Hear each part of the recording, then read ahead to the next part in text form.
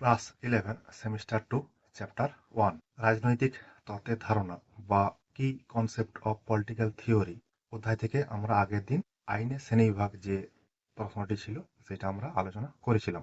আজ আমরা জাতীয় আইন ও আন্তর্জাতিক আইনের মধ্যে যে পার্থক্য সেটা আমরা আলোচনা করব। তাহলে তোমরা বুঝতে পেরেছ আজকের আলোচনার বিষয়টি প্রশ্নটি 6 নম্বরের জন্য আলোচনা করা হবে।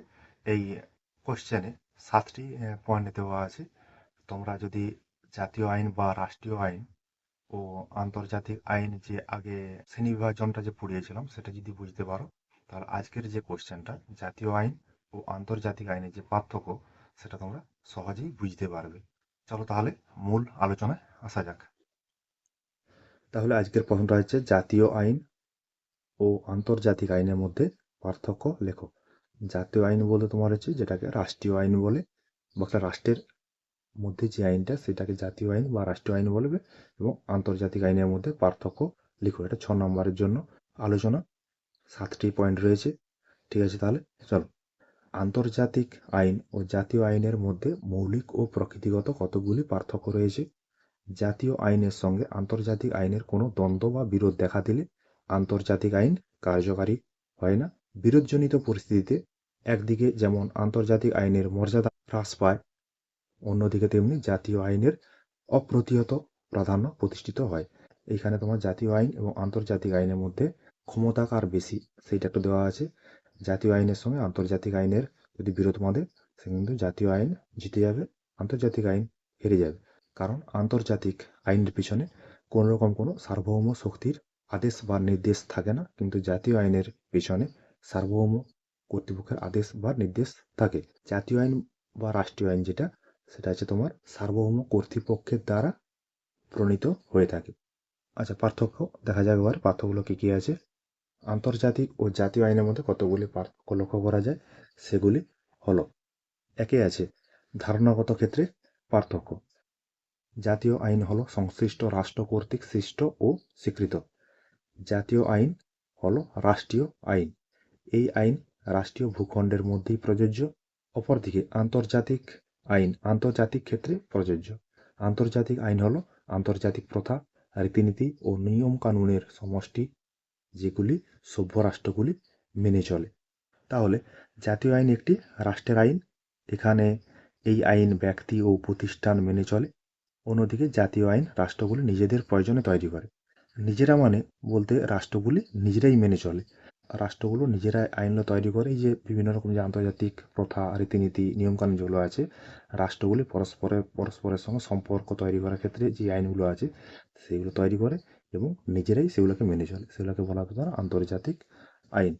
দুইয়ে আছে প্রকৃতিগত ক্ষেত্রে পার্থক্য। সার্বভৌম রাষ্ট্রীয় কর্তৃপক্ষ জাতীয় আইন বলবৎ করে বলে জাতীয় আইন সুনির্দিষ্ট। এই আইন রাষ্ট্রের বসবাসকারী ব্যক্তি ও গোষ্ঠীর আচার আচরণকে নিয়ন্ত্রণ করে। অন্যদিকে আন্তর্জাতিক আইন সুনির্দিষ্ট নয়। আন্তর্জাতিক ক্ষেত্রে এই আইন প্রয়োগ করার কোনো সার্বভৌম কর্তৃপক্ষ নেই। তাহলে ভূমিকাটা যখন আলোচনা করছিলাম তখন বলছিলাম যে সার্বভৌম কর্তৃপক্ষ, জাতীয় আইন যখন তৈরি হচ্ছে তার পিছনে কিন্তু সার্বভৌম কর্তৃপক্ষের হাত থাকে, এবং রাষ্ট্রে যে বসবাসকারী যে ব্যক্তি, প্রতিষ্ঠান, গোষ্ঠী আছে তাদের আচার আচরণকে নিয়ন্ত্রণ করে তোমার এই জাতীয় আইন।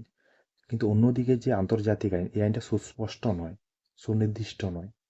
কারণ এই যে আইনটা তৈরি করার পিছনে, মানে আন্তর্জাতিক আইনটা তৈরি করার পিছনে কোনো রকম কোনো সার্বভৌম কর্তৃপক্ষ বা সার্বভৌম শক্তি নেই।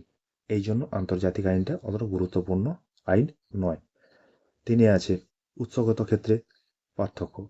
রাষ্ট্রবিজ্ঞানী ওপেনহাইমারের মতে জাতীয় আইনের উৎস হল রাষ্ট্রের আইনসভা। গণতান্ত্রিক রাষ্ট্রগুলিতে জনগণের প্রতিনিধিদের নিয়ে গঠিত আইনসভা হল জাতীয় আইনের একমাত্র উৎসস্থল। কিন্তু আন্তর্জাতিক আইনের ক্ষেত্রে কোনো আন্তর্জাতিক আইনসভা দেখা যায় না। সম্মিলিত জাতিপুঞ্জের সাধারণ সভা ও নিরাপত্তা পরিষদ গৃহীত সিদ্ধান্ত, আন্তর্জাতিক সন্ধি ও চুক্তি, আন্তর্জাতিক সম্পর্ক বিষয়ে পণ্ডিতদের রচনা, আন্তর্জাতিক আদালতের রায় প্রভৃতি হল আন্তর্জাতিক আইনের মূল উৎস। আগের একটি আলোচনায় বলছিলাম যে প্রতিটি রাষ্ট্রে কিন্তু একটা করে আইনসভা আছে। ভারতের ক্ষেত্রে পার্লামেন্ট, ব্রিটেনের ক্ষেত্রে পার্লামেন্ট, আমেরিকা যুক্তরাষ্ট্রের ক্ষেত্রে কংগ্রেস। প্রতিটি রাষ্ট্রে কিন্তু এই আইন তৈরি করার পিছনে এই আইনসভার হাত রয়েছে। মানে আইনসভাই কিন্তু একটি রাষ্ট্রের আইনের উৎসস্থল বা উৎপত্তি হয় আইনের। কিন্তু আন্তর্জাতিক ক্ষেত্রে এরকম কোনো আইনসভা নেই। তাহলে আইনটা তৈরি করবে কিভাবে, বা সেই আইনটা কতটা গুরুত্বপূর্ণ? এইখানে যে আন্তর্জাতিক যে সংগঠন রয়েছে, সম্মিলিত জাতিপুঞ্জ রয়েছে, তার যে সাধারণ সভা, নিরাপত্তা পরিষদ, এরা যে সিদ্ধান্তগুলো গ্রহণ করে, বা আন্তর্জাতিক যে সন্ধি হয়েছে বা চুক্তি হয়েছে, সেইখান থেকে যে আইনগুলো তৈরি হয়, সেই আইনগুলোই মূলত হচ্ছে আন্তর্জাতিক আইন। তাহলে উৎসগত দিক থেকে উভয় আইনের মধ্যে পার্থক্য রয়েছে। তারপর আছে তোমার 4 দাগে বৈধতা ক্ষেত্রে পার্থক্য। রাষ্ট্রে জাতীয় আইন বলবৎ হওয়ার ক্ষেত্রে কোনো বাধা থাকে না। রাষ্ট্রীয় সীমানার মধ্যে জাতীয় আইনকে বলবৎ করার জন্য কোনো আলাদা আইনের প্রয়োজন হয় না। যদিও আন্তর্জাতিক আইন রাষ্ট্রের উপর সরাসরি বলবৎ হয় না। আন্তর্জাতিক আইনকে বলবৎ করার জন্য রাষ্ট্রগুলিকে আলাদা আলাদা করে রাষ্ট্রীয় আইন প্রণয়ন করতে হয়।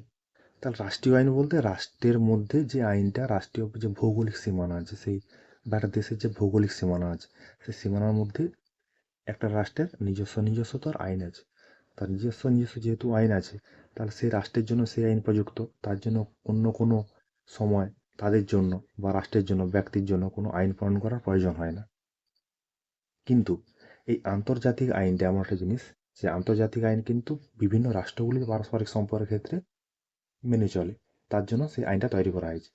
এই আন্তর্জাতিক আইনকে যদি রাষ্ট্রীয় ক্ষেত্রে প্রয়োগ করতে হয়, তাহলে রাষ্ট্রকে ওই আন্তর্জাতিক আইন সম্পর্কে আইনটা বলবৎ করতে হবে, বা আলাদা করে আইন তৈরি করতে হবে রাষ্ট্রকে। তাহলে এইখানে যে পয়েন্টটা আছে, রাষ্ট্রীয় আইন বলবৎ করার জন্য কোনো রকম কোনো আইন প্রণয়ন করার প্রয়োজন হয় না।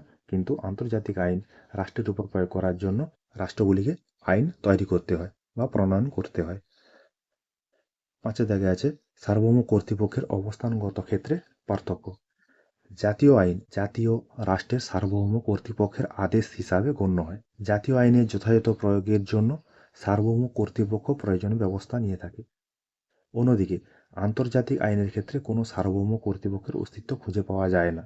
আন্তর্জাতিক আইন কোনো সার্বভৌম কর্তৃপক্ষ কর্তৃক সৃষ্ট বা প্রযুক্ত নয়। তাহলে সার্বভৌম জিনিসটা কি? সার্বভৌম বলতে একটা রাষ্ট্রের চূড়ান্ত বা অবাধ ক্ষমতা, যেই ক্ষমতা বলে একটা রাষ্ট্রের গণ্ডির মধ্যে রাষ্ট্র আইন তৈরি করতে পারে। মানে একটা আইন তৈরি করার পিছনে একটা সার্বভৌম বা চরম কর্তৃপক্ষের হাত রয়েছে।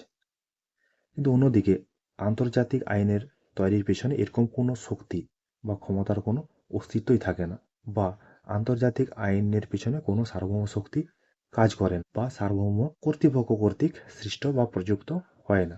এই দিক থেকে দেখতে গেলে আন্তর্জাতিক আইন এবং জাতীয় আইনের মধ্যে সার্বভৌমগত দিক থেকে পার্থক্য লক্ষ্য করা যায়। তার সবচেয়ে শক্তিশালী যে আইনটা, সেটা হচ্ছে জাতীয় আইন। পরে 6 দাগে আছে শাস্তি প্রদানের ক্ষেত্রে পার্থক্য।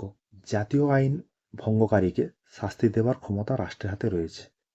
আইন ভঙ্গকারীকে সংশ্লিষ্ট বিধি অনুসারে রাষ্ট্র শাস্তি দিতে পারে। অন্যদিকে আন্তর্জাতিক আইন মেনে চলার ব্যাপারে রাষ্ট্রগুলির কোনো বাধ্যবাধকতা নেই।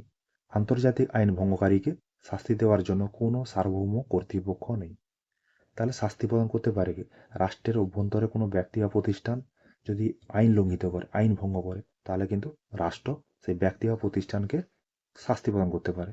অন্যদিকে আন্তর্জাতিক আইন যদি কোনো রাষ্ট্র ভঙ্গ করে, তার রাষ্ট্রকে কিন্তু আন্তর্জাতিক স্তর থেকে কোনো রকম কোনো শাস্তি প্রদান করা যায় না। তোমরা একটু বিবেচনা করে দেখলে বুঝতে পারবে যে আন্তর্জাতিক স্তরে অনেক রাষ্ট্র আছে যারা আন্তর্জাতিক আইন লঙ্ঘন করে যুদ্ধে লিপ্ত হচ্ছে।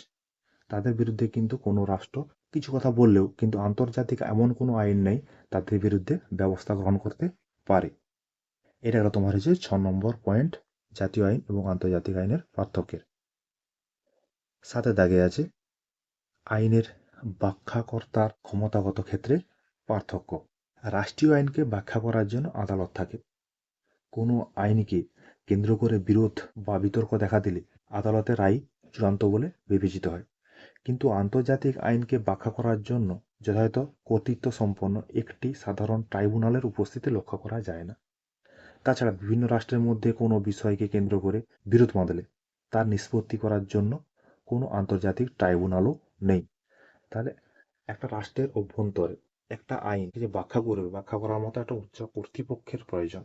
সেই উচ্চতম কর্তৃপক্ষটাকে আদালত। আমাদের ভারতবর্ষের ক্ষেত্রে এই সংবিধানকে বা কোনো আইনকে যদি ব্যাখ্যা করতে হয় তার রয়েছে সুপ্রিম কোর্ট। আমাদের ভারত যেমন সংবিধানে ব্যাখ্যাকর্তা বা অভিভাবক বলা হয় তোমার সুপ্রিম কোর্টকে, সেই রকম আন্তর্জাতিক স্তরে কোনো আইনকে, আন্তর্জাতিক যে আইনটা আছে তাকে ব্যাখ্যা করার মতো কিন্তু কোনো ট্রাইব্যুনাল নেই, বা কোনো রাষ্ট্রগুলির মধ্যে কোনো বিরোধ বাঁধলে সেই বিরোধ নিষ্পত্তি করার জন্য কোনো রকম কোনো ট্রাইব্যুনাল নেই। তাহলে আন্তর্জাতিক আইনের থেকে জাতীয় আইন যেটা আছে তাকে ব্যাখ্যা করার জন্য একটা সুনির্দিষ্ট কর্তৃপক্ষ রয়েছে জাতীয় আইনের ক্ষেত্রে। ঠিক আছে, এইগুলো গেল তোমার জাতীয় আইন এবং আন্তর্জাতিক আইনের যে পার্থক্য, সেই পার্থক্য 7টা। এখানে অত বড় না লিখেও তোমরা 2 লাইন করেও লিখতে পারো। যেমন একটা বলি, ধারণাগত ক্ষেত্রে পার্থক্য যেখানে আছে, আন্তর্জাতিক আইন রাষ্ট্র কর্তৃক সৃষ্ট স্বীকৃত, অপরদিকে আন্তর্জাতিক আইন আন্তর্জাতিক প্রথা, রীতিনীতি, নিয়মকানুন দ্বারা সৃষ্ট। এরকম করে 2 লাইন লিখে দিলে হবে, কোনো অসুবিধা নেই। একটু আগে যে বলছিলাম আইনের ব্যাখ্যাকর্তা মতাগত দিক থেকে পার্থক্য, রাষ্ট্রীয় আইনের ক্ষেত্রে আইনের ব্যাখ্যা করে সুপ্রিম কোর্ট বা আদালত, কিন্তু আন্তর্জাতিক স্তরে আইনের ব্যাখ্যা করার মতো কোনো ট্রাইব্যুনাল নেই। এরকম 2 লাইন করেও তোমরা কিন্তু 7টা পয়েন্ট একটু একটু করে দিতে পারো, তাতে কোনো অসুবিধা নেই। তোমাদের জন্য আমার এই কিঞ্চিত প্রয়াস।